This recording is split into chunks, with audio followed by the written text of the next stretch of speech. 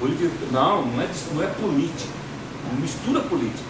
A técnica da Secretaria do Trabalho lá, do PT, falou, não misture política. Não misture política.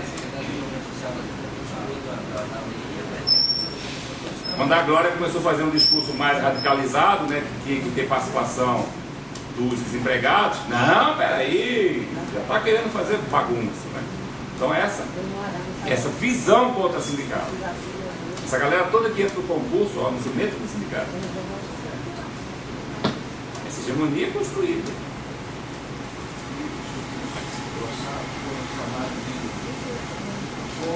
Colaboradores, é outra ideologia da qualidade total. Não existe mais empregado, vendedor de força de trabalho, como diria o velho Marcos. Existem colaboradores.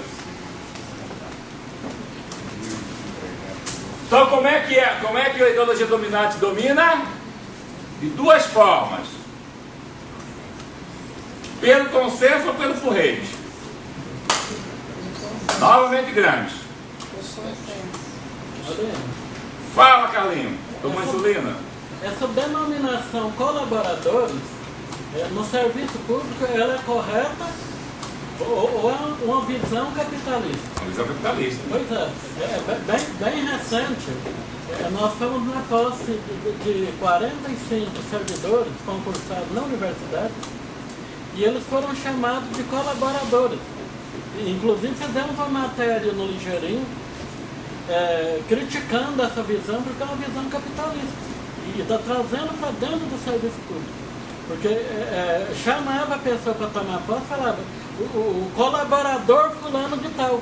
Então essa visão já veio para dentro do serviço público também. Então, é uma ideologia, com certeza, não há uma dúvida. Sabe qual é a nomenclatura correta que vocês deveriam defender? E que eu defenderia, mas também sou o único que defende. Ninguém me ouve, então eu não preciso convencer ninguém. Vocês são trabalhadores do serviço público. Trabalhadores do serviço público. Nem servidor, porque servidor sabe por vem quê? de servidão. Trabalhador é aquele que vende força de trabalho em troca de salário. Vocês vendem força de trabalho em troca de salário?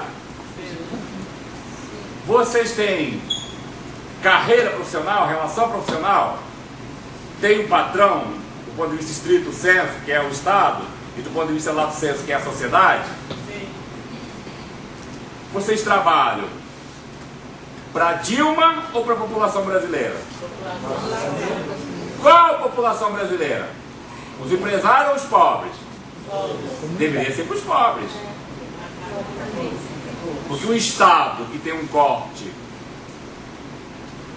de classe ou um corte anticapitalista, vamos dizer assim, seria um Estado para a maioria. Apesar disso, nós estamos num Estado que é coalizão, né? Nessa transição,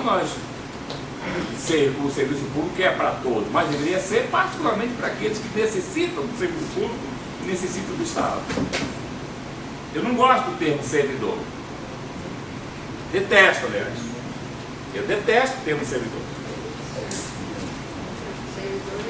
Servidor vem de servir, vem de servo, né?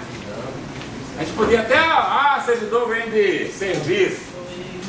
Sim, serviço, mas é trabalho. Não sofro com isso. Servidor vem de serviço, né? Vocês são trabalhadores. Eu sou trabalhador. Eu sou trabalhador da educação. Esqueci o remédio. É uma briga dentro da universidade para a gente ser chamado de trabalhador da educação. Porque as pessoas querem ser chamadas de professor. Como se fosse diferente, entendeu? Nos sindicatos de trabalhadores de ensino, tem lá o professor e o trabalhador de apoio. Não, professor e apoio. É a linguagem dos anos 90.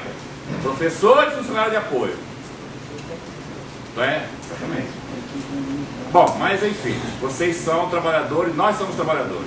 No caso do serviço público. Para servir a população. Olha que diferença. A gente é funcionário público para servir a nós, nossa carreira, nosso salário, nossa corporação. Vocês estão incluídos entre os poucos, viu? Para vocês não brigarem comigo. Poucos têm a visão de que o Estado tem que servir a sociedade. E de que o serviço público está ali naquele balcão para servir a sociedade. Portanto, o cidadão que chega lá se arrastando, ele tem que ter prioridade zero, porque ele precisa do Estado. Não tem que ir. Ah, eu estou morrendo, vou fazer primeiro o questionário com 58 páginas, para depois você ser internado. Não. Interna, depois faz o questionário. Faz o inventário, faz a ficha, né? Faz o cadastro. Mas funciona ao contrário. Pois é. E a gente alimenta isso. O INSS, então, quando me ver ali no INSS, o funcionário do INSS, pô, eu vejo esse povo de novo. Então, você existe para atender ele. Então, essa visão deformada que se cria no serviço público. Ó. Então, a hegemonia, me dá um exemplo aqui. Hegemonia pela força e hegemonia pelo consenso. Me dá dois exemplos. Quem me dá exemplo? A conjuntura brasileira. Pode pegar nos últimos 20 anos. Eu estou pedindo que vocês me deem um exemplo de hegemonia pelo consenso e hegemonia pela força. Um exemplo da realidade brasileira nos últimos 20 anos, 25 anos, 30 anos. Dois exemplos. Posso cobrar com você? Pode. Estou errado, você me diz, porque curiosamente a gente está começando a construir essa análise de conjuntura lá onde nós trabalhamos. Saímos de um neoliberalismo radical que mostrou a sua incompetência. Deixou muita pobreza e um aparelho de Estado altamente sucateado. E o mundo do trabalho profundamente precarizado. Vou trabalhar na linha do consenso. Eu tenho a leitura, e aí eu acompanho a leitura de Plínio, né? Nas suas análises de conjuntura dos anos 2004, 2005, de que os setores mais conservadores, a classe dominante, ela ficou sem fórmula para dar continuidade à vida. E a proposta foi justamente colocar a ideia de promover o desenvolvimento social como investimento para criar novos consumidores. E essa é a leitura que eu tenho hoje. Ou seja, o desenvolvimento social entra com o governo, na verdade começa um pouco com Fernando Henrique Cardoso, só que com Estado mínimo, mas o Lula aprofunda o aparelhamento do Estado e o aprimoramento das políticas de desenvolvimento social para justamente criar novos consumidores. Essa é a leitura que eu tenho, e eu entendo que esse foi um grande consenso entre esquerda e direita. Então, nessa perspectiva, eu queria te colocar o que você colocou, por exemplo, superestrutura. A gente viveu 8 anos aqui de reitoria, e estamos vivendo aí novos 4 anos de conservadorismo aqui dentro da universidade. E o que eu percebo na busca dos recursos, etc., para poder implementar as políticas sociais, eu não sei se você vai concordar, mas, por exemplo, falando de superestrutura e poder do Estado, eu acho que você deixou muito claro, né? Se a hegemonia não está nas mãos do trabalhador, o Estado também não está nas mãos do trabalhador. E ter o Estado no poder também não significa hegemonia. Então, nessa perspectiva, eu vejo um poder executivo, vamos falar do Estado, um poder executivo policlassista.